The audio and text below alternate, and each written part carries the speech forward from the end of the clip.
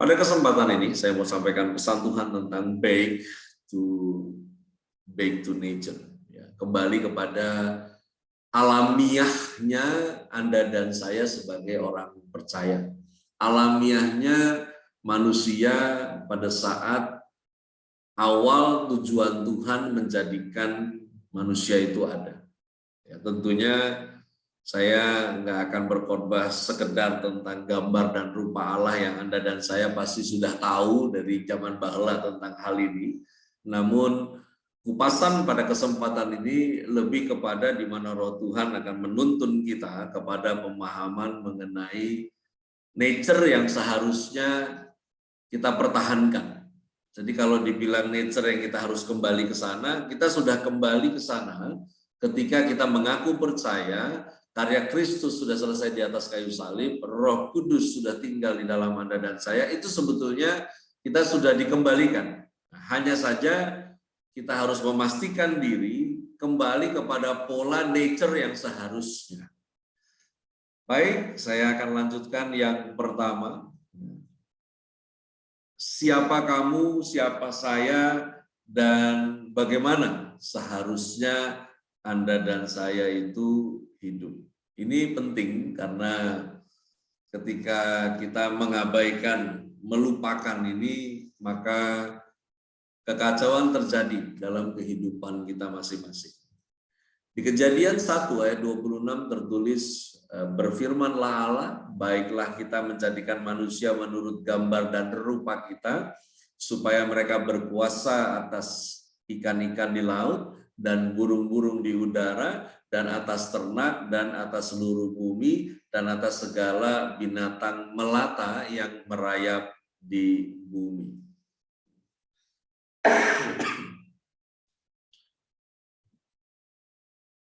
Ada image, ada likeness, ada dominion. Ada gambar, ada rupa, ada kuasa yang diberikan. Di mana kuasa ini kemudian disempurnakan lagi catatannya, di mana awalnya atas ikan-ikan, atas burung-burung, atas ternak,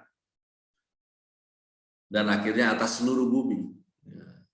Yang tadinya cuman over akhirnya over all the earth. Bahwa secara nature yang Tuhan jadikan awal Anda dan saya ini gambar, rupa, dan dominion. Nah, saya mau mengajak kita kembali merefleksi dan sementara Roh Tuhan bekerja dalam pemahaman ini untuk kita sekalian, bahwa kalau hari ini Anda dan saya tidak hidup di dalam panggilan nature tersebut, maka kita tidak hanya sedang mengundang masalah, namun juga kita sedang tenggelam di dalam keadaan semesta ini sekarang.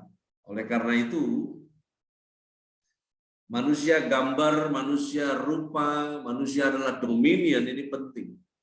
Gambaran yang di sana catatannya adalah bayangan,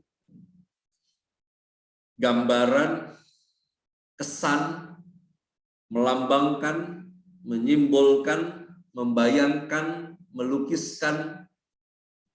Bahkan dari kata gambar ini akhirnya saya coba untuk related dengan kejadian para rasul, di mana ketika mereka berjalan dan bayangan mereka mengenai orang sakit, kemudian orang sakit itu sembuh. Sedemikian dahsyatnya gambar itu. Karena memang harusnya sedemikian dahsyatnya Anda dan saya sebagai gambar itu. Dan bicara rupa, kita temukan pengertian potret, kesamaan, kemiripan, likeness. Di dalam bahasa Ibrani ada kata selem untuk gambar, ada kata demut untuk rupa. Jadi mungkin dari sini juga kali ya katanya ya, kalau di pas-pasan. Ya. Gambar itu selem, rupa itu demut. Jadi kalau kamu nggak hidup sesuai nature kamu yang seharusnya sebagai gambar dan sebagai rupa, sebagai selem dan sebagai demut, ya berarti jadi demit di urusannya. Urusan selem dan demut, gambar dan rupa di sini tidak memaknakan kepada sesuatu hal yang secara fisik. Ingat, Anda dan saya bukan Allah, tapi Anda gambarnya Allah, Anda dan saya rupanya Allah, Anda dan saya diberi dominion oleh Allah. Karena itu mengacu kepada sifat, mengacu kepada otoritas.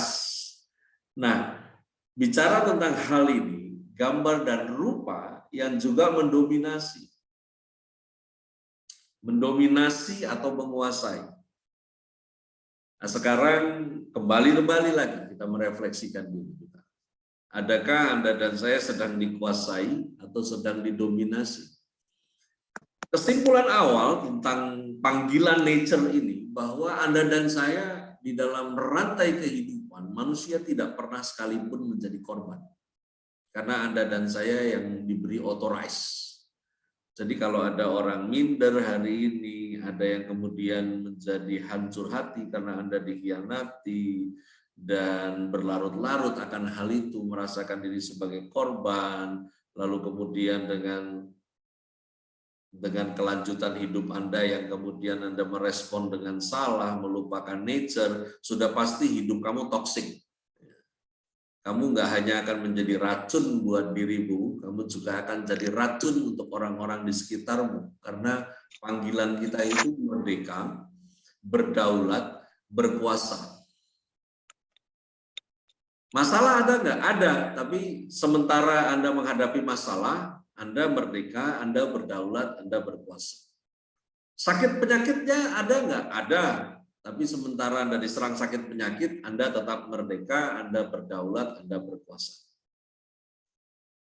Mungkin atau tidak Anda diperlakukan tidak baik, mungkin kamu diperlakukan tidak baik, namun sementara kamu diperlakukan tidak baik, kamu harusnya berada pada nature-mu, merdeka, berdaulat, berkuasa.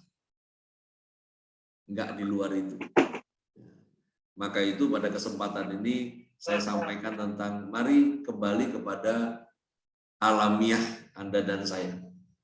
Di dalam Mazmur 139 ayat 14 sampai dengan ayat yang ke-16, di sana tertulis, aku bersyukur kepadamu oleh karena kejadianku dahsyat dan ajaib. Ajaib apa yang kau buat, dan jiwaku benar-benar menyadarinya. Tulang-tulangku tidak terlindung bagimu ketika aku dijadikan di tempat yang tersembunyi dan aku direkam di bagian-bagian bumi yang paling bawah. Matamu melihat selagi aku bakal anak, dan dalam kitabmu semuanya tertulis hari-hari yang akan dibentuk sebelum ada satu pun daripadanya. Ada banyak hal yang membuat dari kejatuhan, kesusahan, tekanan, kemudian dia bisa bangkit lagi. Daud penuh dengan kesadaran yang kemudian kesadaran itu membuat penuh pemahamannya, tidak hanya tentang Tuhan yang dia sembah, namun juga penuh kesadarannya akan siapa keberadaan dirinya. Penting untuk jiwa Anda dan saya menyadari bahwa Anda dan saya ada itu kejadian kita dahsyat, kejadian kita ajaib. Dari sekian, lalu kemudian Tuhan panggil Anda ada di sini. Dengan keunikannya, dengan limited edition-nya keberadaan dirimu, dan baiklah jiwa kita menyadari ini. Bahkan menyadari ajaib apa yang Tuhan buat. Karena tanpa menyadari ini, Anda dan saya akan lari dari nature kita. Kita akan fokus kepada semesta, kita lupa kepada panggilan kita untuk mendominasi. Saya berharap kita menangkap istilah dominasi ini dalam sebuah panggilan yang kudus, bukan dominasi di dalam hal yang negatif. Dan penting untuk jiwa Anda dan saya menyadari. Karena seperti saya sering kali ulangi, sampaikan bahwa badai pasti berlalu dan badai baru pasti datang, itu fakta, itu realita. Dan ketika kita tidak dalam jiwa yang menyadari, maka Lihat deh orang-orang yang mulai menyimpang dari nature-nya akan penuh dengan keluh kesah. Apalagi nih Tuhan? Berapa lagi? Sampai kapan lagi? Ini aja belum selesai-selesai. Terjadi lagi yang baru. Baru rasanya pengen enak. Sebetulnya enak terus kok. Hanya Anda dan saya kadang berada dalam keadaan sadarnya up and down, on off. Ketika sadar jiwa kita itu on off, awalnya kita pikir kita dalam keadaan enak, padahal biasa aja. Kita berharap bahwa semua berjalan baik-baik saja, sementara ketika datang sesuatu yang Anda dan saya nggak bisa tebak, maka kita bilang itu keadaan yang tidak baik. Itu hanya keadaan yang Anda nggak bisa tebak, bukan sesuatu yang heboh sebetulnya. Namun bukan keadaannya, bagaimana kita menganalisanya yang penting. Yang penting adalah mari bertahan pada nature-nya. Bertahan pada nature bahwa Anda itu merdeka, kamu itu dipanggil berdaulat, kamu dipanggil untuk berkuasa. Bahkan dari semuanya itu penting untuk kita menyadari bahwa kejadianmu ada, Anda diadakan ada, itu ajaib, itu dahsyat, Anda diadakan ada dan bertahan sampai hari ini karena ada banyak keajaiban yang Tuhan buat. Mari sensitif dan peka akan hal itu. Supaya Anda dan saya nggak lari dari nature kita.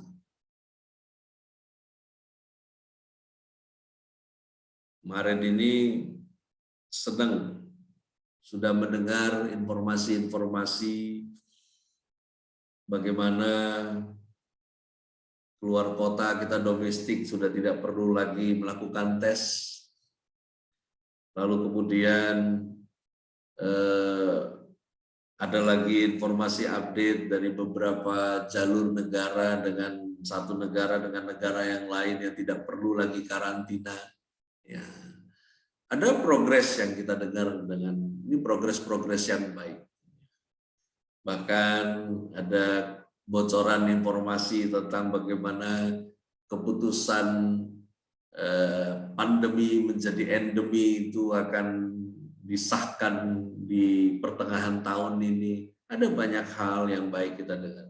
Ya walaupun sementara hal baik ini bergulir, tapi ya nggak sedikit juga di Jakarta yang udah benar-benar ibadahnya jalan onsite, akhirnya online lagi. Ya. Saya hari ini juga schedule-nya berubah lagi karena ada gereja yang isinya ratusan orang, cuman gara-gara 2 orang terpapar, akhirnya yang ratusan jadi korban untuk jadi online lagi. Mari kembali ke nature kita.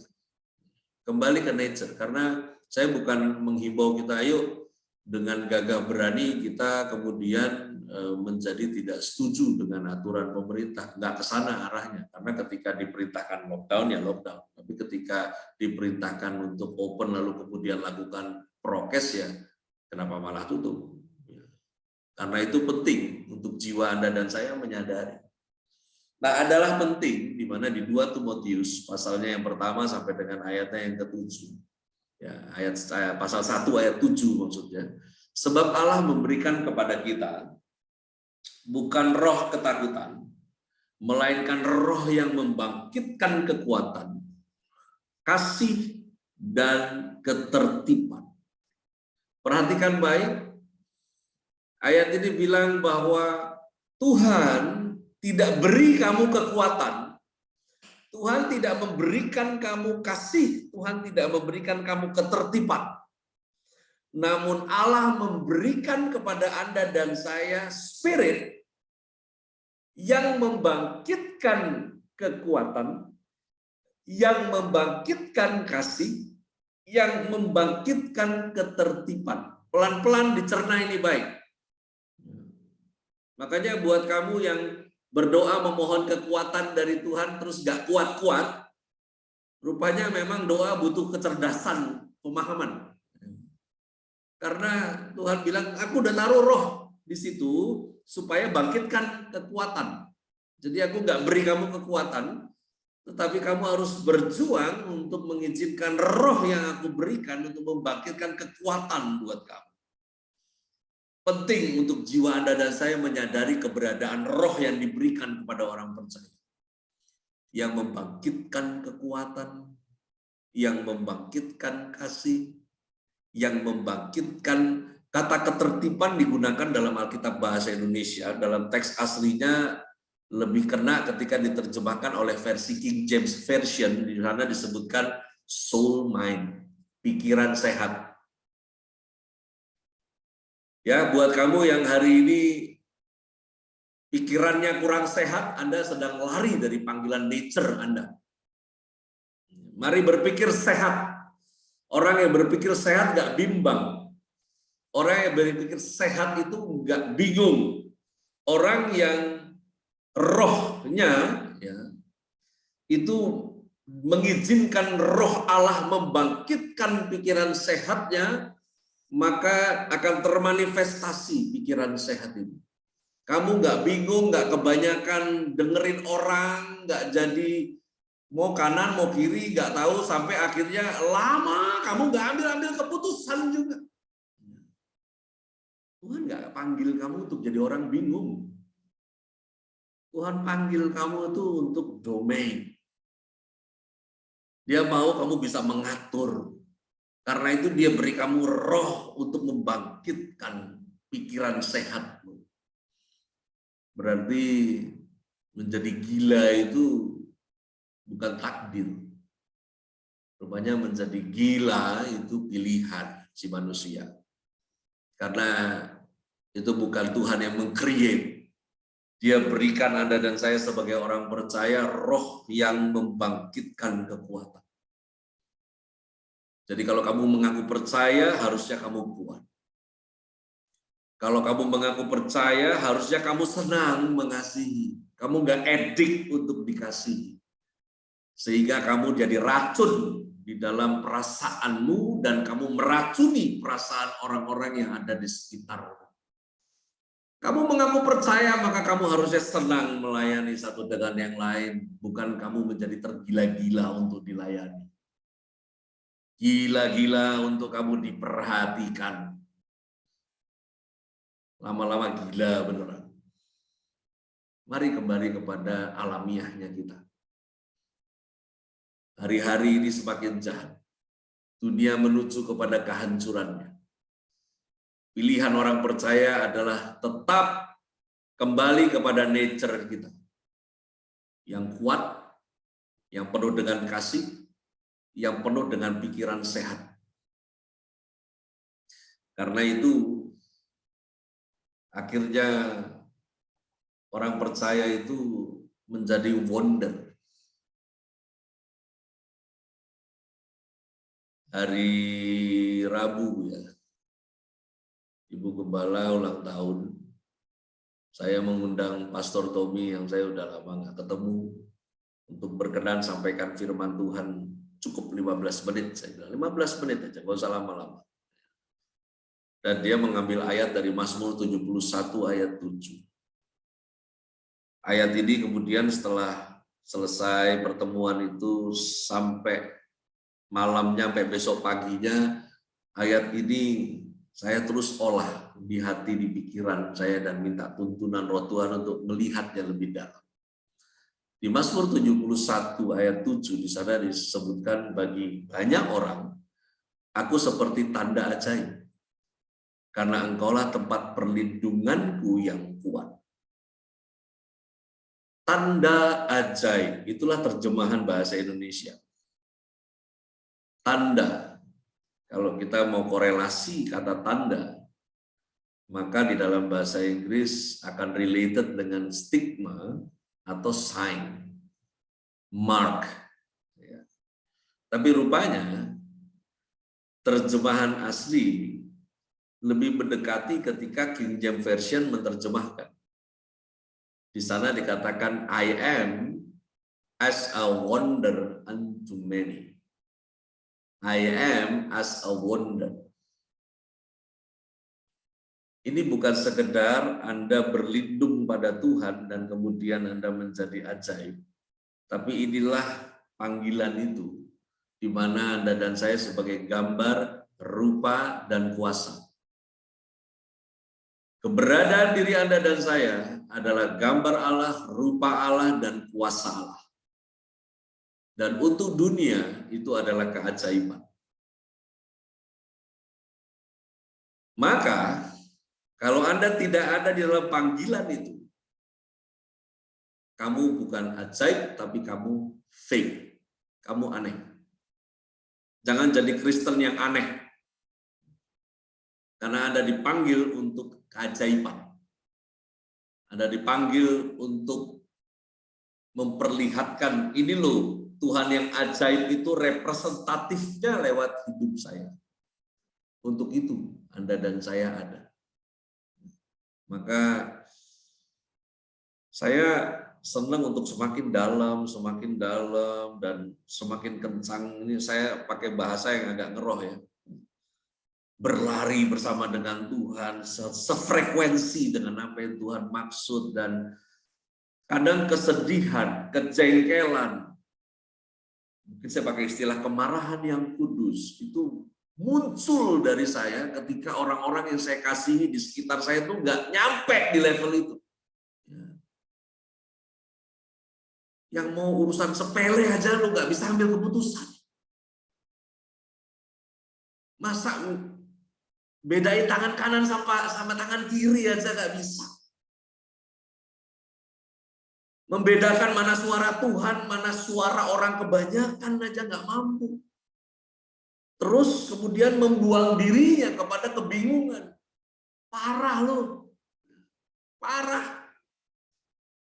Jangan biarkan Anda dan saya terombang-ambing kayak begitu. Jangan biarkan Anda dan saya hanyut ikutin arus. Ikutan bingung, ikutan katanya. Saya paling sebel sama katanya. Karena saya paling suka dengan kata Tuhan. Karena itu kepastian. Dan yang nggak pasti-pasti itu katanya. Dan aneh. Anda nggak jadi ajaib, tapi Anda jadi aneh. Karena Anda senang dengar katanya. Katanya begini. Jangan lewat situ. Katanya.